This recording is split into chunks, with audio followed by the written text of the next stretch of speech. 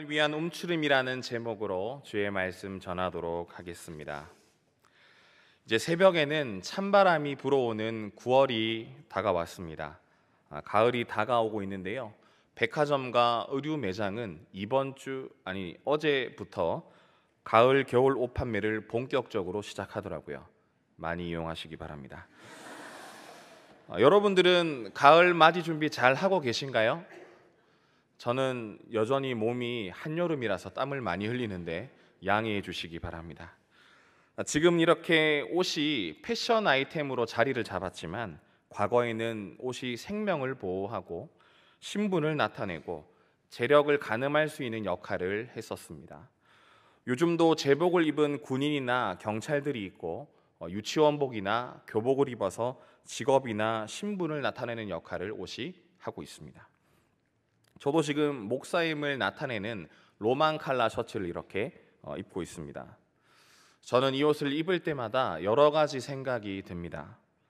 교회 앞에 있는 홍익 셔츠라는 곳에서 옷을 맞춰 입는데요. 한 벌에 43,000원입니다. 그런데 웃기게도 이 옷이 110 사이즈를 넘어가면 한 벌당 추가로 5,000원을 더 받습니다. 저는 115 사이즈를 입는데요. 목사님들과 같이 함께 옷을 맞추러 가면 저만 몇만 원이 더 나와서 마음이 참 속상했습니다. 안 그래도 몸이 뚱뚱해서 옷을 입으면 태가 나지 않는데 돈까지 더 내라고 하니까 속상하더라고요.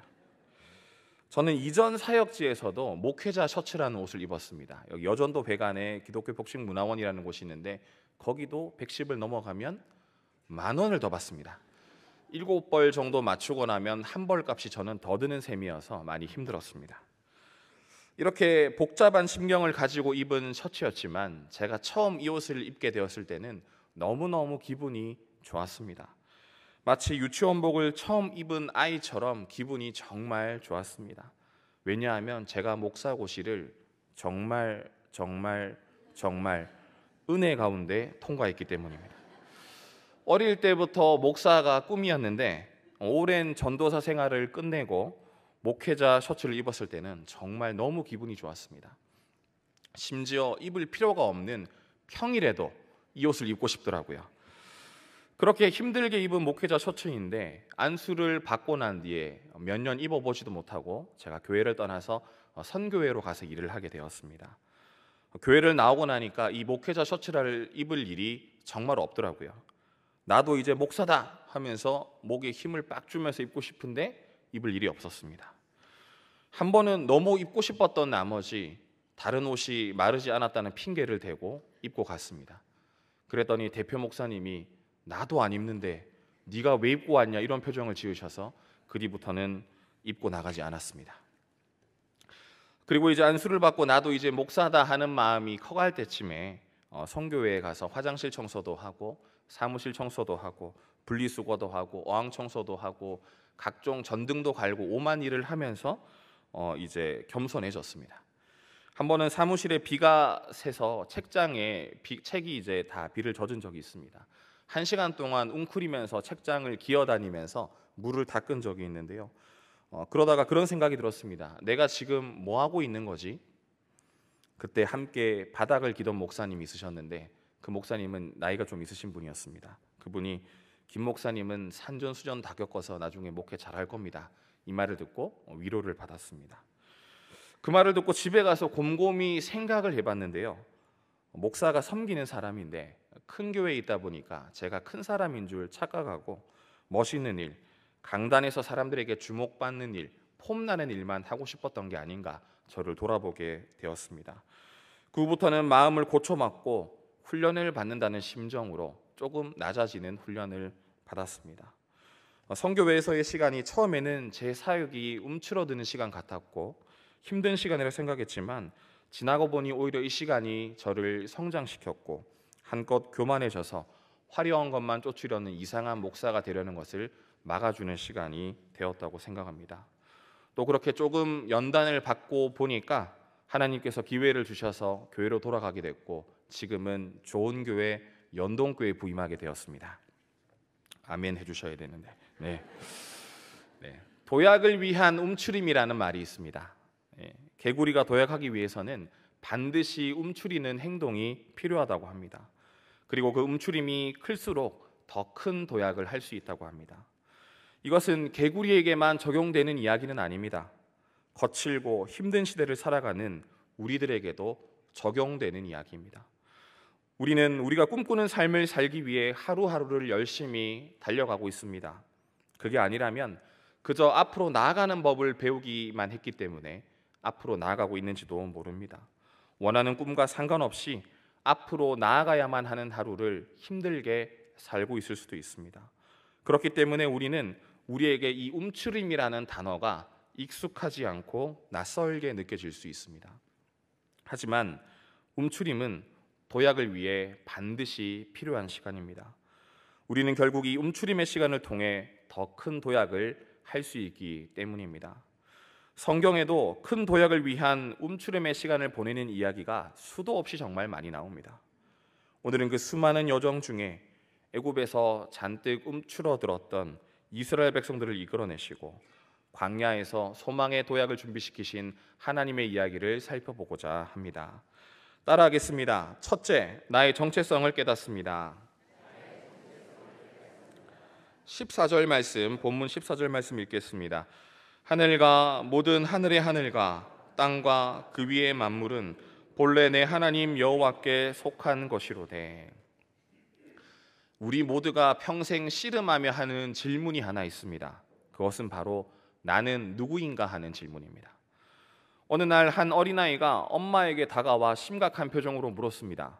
엄마, 사람들은 나를 공주님이라 부르는데 왜 나는 맨날 내복만 입고 있어? 어릴 때는 공주님, 왕자님으로 많이 불러주잖아요. 제가 이래 보여도 어릴 때는 왕자님이라 불렸습니다. 그러니까 이 아이는 자기가 진지하게 공주라고 굳게 믿었던 모양입니다. 그런데 거울에 비친 자신의 모습을 볼 때마다 맨날 내복만 입고 있는 겁니다. 자고로 공주라면 엘사와 같이 화려한 드레스를 입고 살아야 되는데 맨날 내복만 입고 있으니까 이 친구가 정체성에 혼란이 온 것이죠. 사실 이 어린아이의 고민을 우리 또한 평생 하며 살아갑니다. 어린 시절에도 이것을 고민하고 살아가고 청소년 시절에도 어른이 되고 나서도 나는 누구인가 이런 질문 앞에 늘 서 있습니다. 이 질문에 어떻게 대답하느냐에 따라서 우리의 선택이 달라지고 꿈이 달라지고 인생의 방향까지 달라지기 때문입니다. 이스라엘 백성들도 이런 정체성의 질문 앞에 지금 서 있습니다. 그들이 처음부터 애굽의 노예였던 것은 아닙니다. 요셉을 따라 애굽에 정착했을 때만 해도 그들은 총리의 친족으로서 특별한 대우를 받으며 고센 땅에서 번성했습니다. 하나님께서 주신 은혜 가운데 수가 많아지고 강한 민족이 되었습니다. 그러나 세월이 흐르자 상황은 바뀌었습니다.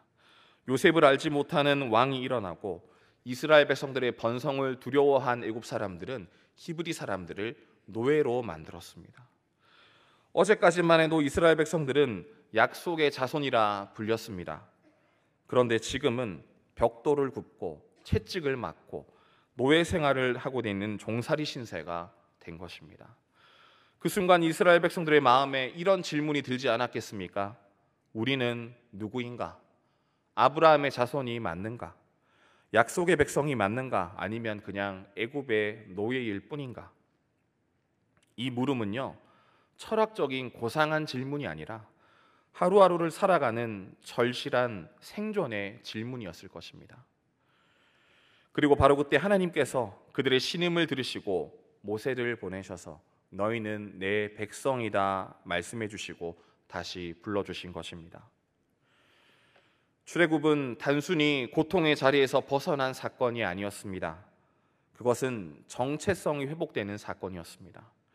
애굽의 노예였던 그들을 하나님께서 친히 불러내시고 이렇게 말씀하셨습니다. 출애굽기 6장 5절 말씀을 함께 읽겠습니다.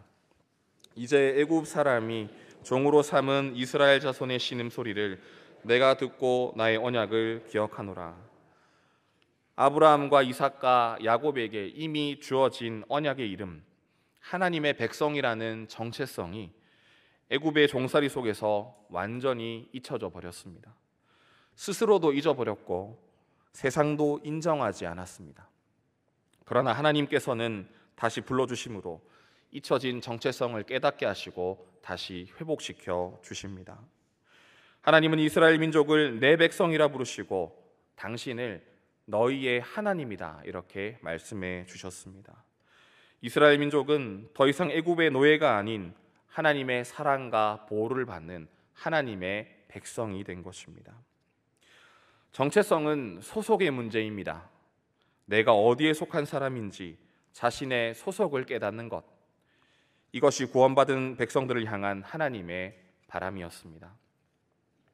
그런데 내가 누구인지, 정체성은 사명에 관한 문제이기도 합니다. 내가 누구인지에 따라서 내가 무엇을 해야 하는지 나의 사명과 비전이 달라지기 때문입니다. 이집트 백성은 바로 왕을 위해 살았지만 하나님의 백성은 하나님을 위해 살아갑니다. 그렇다면 하나님을 위해 살아간다는 것은 어떤 의미일까요? 출애굽기 5장 1절 말씀을 함께 읽겠습니다. 그 후에 모세와 아론이 바로에게 가서 이르되 이스라엘 하나님 여호와께서 이렇게 말씀하시기를 내 백성을 보내라. 그러면 그들이 광야에서 내 앞에 절기를 지킬 것이니라 하셨나이다. 하나님은 이스라엘 민족을 예배자로 부르셨습니다. 그들은 은혜에 감사하며 제사를 드렸습니다. 바로에게 충성하며 살아가는 사람들이 아니라 하나님의 자녀답게 하나님 안에서 자유하며 지음받은 대로 살아가도록 회복시켜 주셨다는 겁니다. 더 이상 노예가 아니라 하나님을 예배하는 예배자로 하나님을 위해 살아가는 사람들로 세워주셨다는 것입니다. 하나님은 우리 또한 하나님의 백성으로 부르셨습니다. 베드로전서 2장 9절 말씀을 함께 읽겠습니다. 그러나 너희는 택하신 족속이요 왕같은 제사장들이요 거룩한 나라요 그의 소유가 된 백성이니 이는 너희를 어두운 데서 불러내어 그의 기이한 빛에 들어가게 하신 이에 아름다운 덕을 선포하게 하려 하심이라. 하나님은 우리 또한 하나님의 백성으로 하나님을 예배하는 삶으로 부르셨습니다. 그런데 문제는 그 부르심이 있다고 해서 현실이 곧바로 달라지지 않는다는 것입니다. 이스라엘 민족도 분명히 하나님의 백성이라고 불렸지만 현실은 끝없는 광야였습니다. 먹을 것이 없고 물도 없고 앞이 보이지 않는 상황에서 그들은 끊임없이 불평했고 심지어 차라리 애굽으로 돌아가자 이렇게 말까지 했습니다. 그러나 바로 그 광야에서 하나님은 그들과 매일 함께 하셨습니다. 구름 기둥과 불 기둥으로 인도하셨고 만나와 메추라기로 먹이시고 반석에서 물을 내어 주셔서 먹여 주셨습니다. 그리고 말씀하십니다. 너희는 내 백성이다. 내가 너희의 하나님이다. 하나님은 그들의 불평에도 불구하고 그들이 정체성을 잊지 않도록 끊임없이 말씀해 주신 것입니다. 그래서 이집트에서의 생활과 광야의 40년 시간은 방황의 시간이 아니라 노예의 흔적을 벗기고 하나님의 백성으로 살아가는 방법을 배우는 훈련의 시간이었던 것입니다. 지금 우리의 삶도 다르지 않습니다. 끝이 보이지 않는 현실 앞에서 불안해하고 내일을 확신하지 못하고 큰 문제 앞에서 우리는 잔뜩 움츠러듭니다. 그러나 그럴 때 우리는 오늘 말씀을 기억해야 하겠습니다. 나는 하나님의 자녀다. 이스라엘 백성들을 훈련시키시고 광야를 통과하시고 구원하셨던 그 하나님께서 나의 삶도 구원하시고 훈련시키셔서 선한 길로 인도하실 것이다. 이 말씀을 기억하시기 바랍니다. 사랑하는 성도 여러분, 말씀을 기억하며 내 현실의 문제를 걱정하고 움츠러들며 사는 사람이 아니라 하나님의 자녀라는 정체성을 붙들고 나를 통해 영광 받으실 하나님을 기대하며 도약을 준비하는 성도들이 되시기를 예수님의 이름으로 소망합니다. 함께 따라하겠습니다. 둘째, 살아갈 길을 배웁니다. 하나님께서 모세를 사용하셔서 이스라엘 백성들을 애굽에서 구원하셨지만 그 길은 곧바로 가나안으로 이어지지는 않았습니다. 홍해를 건넌 후 기다리고 있던 것은 바로 광야였습니다. 하나님께서는 구름 기둥과 불 기둥으로 동행하시며 또 그리고 만나와 메추라기를 먹이시며 너희는 나만 의지해야 한다고 훈련을 시키셨습니다. 그리고 분명히 요구하신 한 가지가 있습니다. 본문 12절로 13절 말씀을 함께 읽겠습니다. 이스라엘아, 내 하나님 여호와께서 내게 요구하시는 것이 무엇이냐? 곧 내 하나님 여호와를 경외하여 그의 모든 도를 행하고 그를 사랑하며 마음을 다하고 뜻을 다하여 내 하나님 여호와를 섬기고 내가 오늘 내 행복을 위하여 내게 명하는 여호와의 명령과 규례를 지킬 것이 아니냐. 이 말씀을 읽다 보면은 요구하는 것이 한 가지라고 했는데 왜 이렇게 많나 생각이 들지도 모르겠습니다.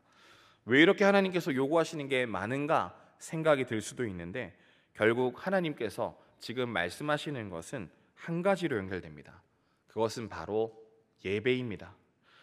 400년 애굽 생활을 통해 각종 우상들을 숭배하고 있던 이스라엘 백성들에게 그들이 섬기던 모든 우상들은 버리고 오직 하나님 한 분만을 섬기고 예배하는 것, 그것이 바로 하나님께서 광야 생활을 통해 요구하시는 한 가지 가르침이었습니다. 우리는 흔히 광야 40년을 금송아지 사건 때문에 하나님이 내리신 벌이나 심판이라고 생각하는 경우가 있습니다. 그러나 광야의 사건은 그것을 넘어서서 하나님의 사랑을 배우는 시간이었던 것입니다. 만약 이 광야에서 오직 하나님만을 예배하고 하나님만을 의지해야 한다는 훈련 없이 곧바로 가나안에 들어갔다면 어떻게 되었겠습니까? 풍요와 우상이 가득한 그 땅에서 이스라엘은 하나님을 의지하기는커녕 금세 우상에 빠져들고 말았을 것입니다. 그러고 난 뒤 결국 강대한 족속들과 전투에서 전멸당하고 말았을 것입니다. 그러므로 광야 40년은 출애굽한 이스라엘에게 도약을 위한 움츠림의 시간이었습니다. 세상은 그들을 향해 광야에서 방황하는 실패한 민족이라고 조롱했지만 그 움츠림 속에서 이스라엘은 오직 하나님만을 신뢰해야 한다는 진리를 배웠고 마침내 가나안 정복이라는 큰 도약을 이룰 수 있었다는 것입니다. 하나님께서 우리에게 요구하시는 것도 마찬가지입니다.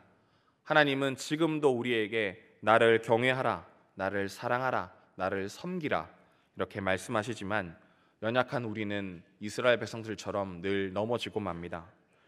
마음으로는 알지만 삶으로 지켜내지 못할 때도 많이 있습니다. 그래서 우리는 때로 하나님이 원하시는 삶은 불가능하다 이런 절망에 빠지기도 합니다. 그런데 그런 우리들을 위해서 하나님께서는 위로의 이야기를 주십니다. 하나님께서는 우리에게 이렇게 말씀하십니다. 잘 봐라, 내가 하는 거 보여줄게.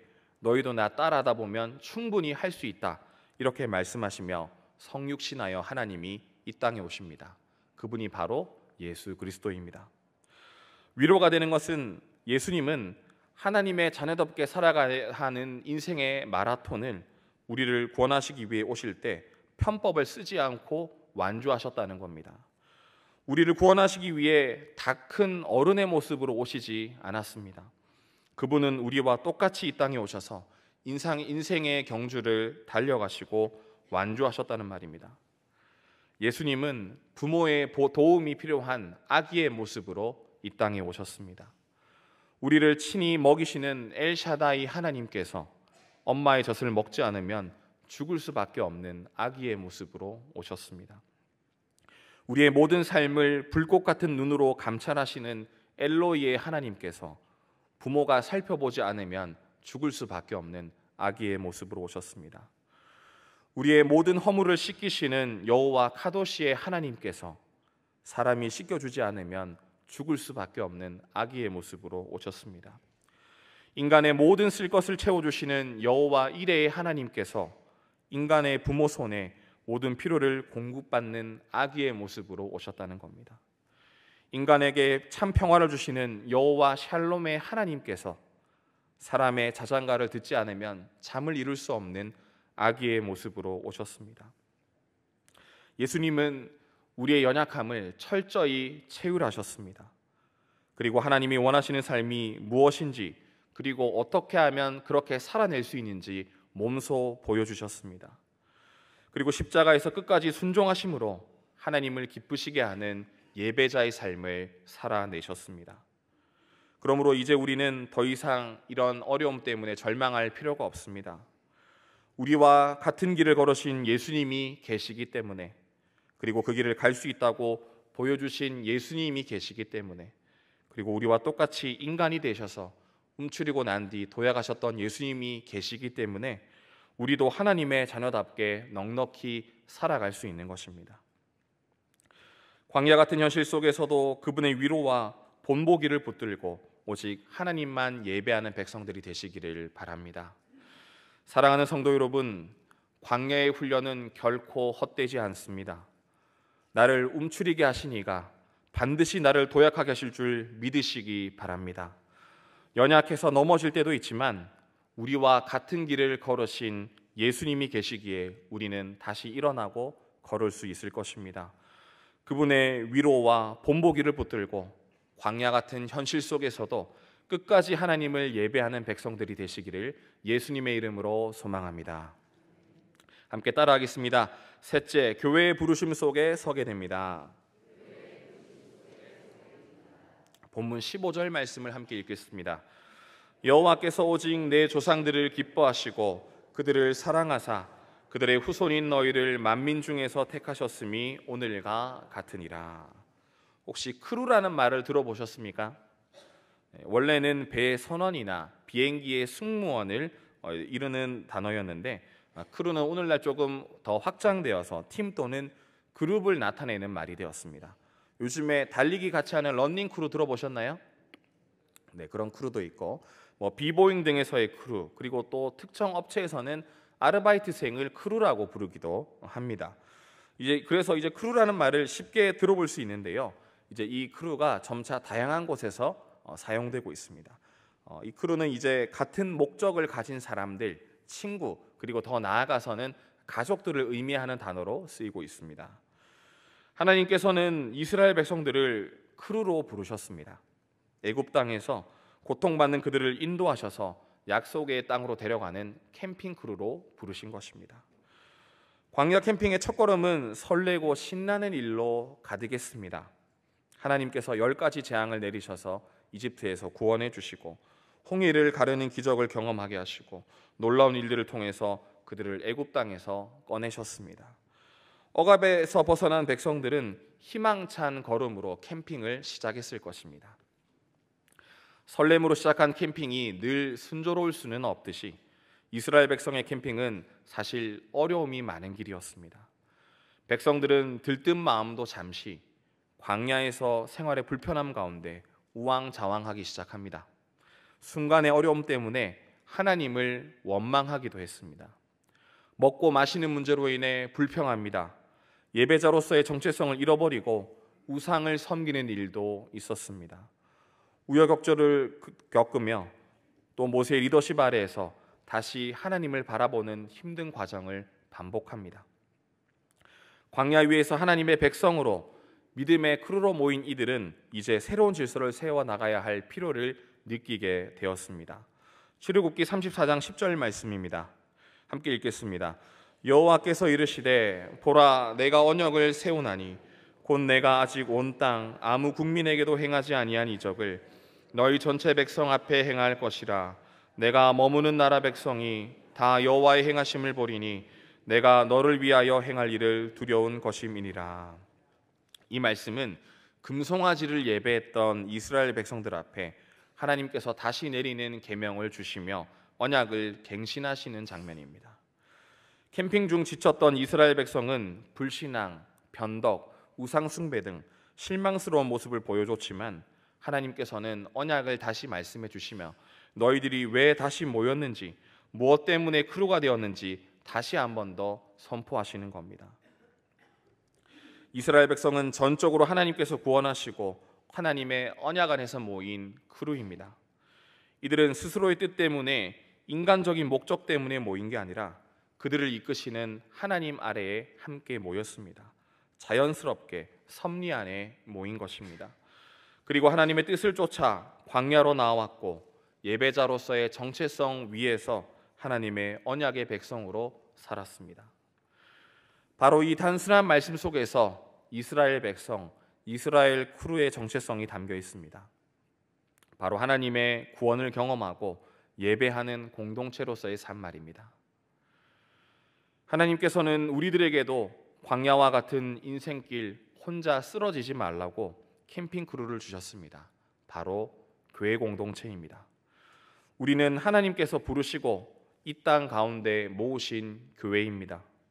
하나님께서는 이 공동체를 통해 말씀 앞에 서게 하시고 서로를 위로하게 하시고 같이 움츠리며 같이 견딜 수 있는 힘을 주십니다.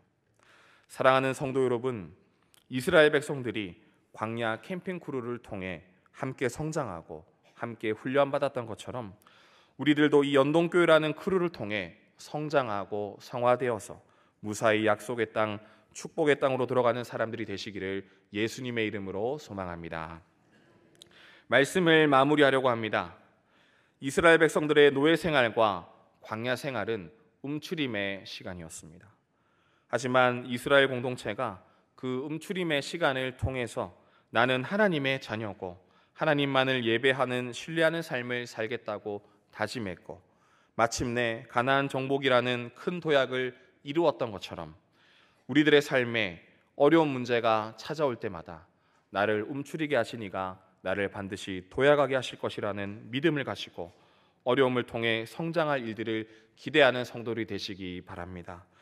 또 광야와 같은 인생길 혼자 쓰러지지 말라고 주신 교회 공동체를 의지해서 이 땅에서 삶을 넉넉하게 살아내시기를 예수님의 이름으로 소망합니다.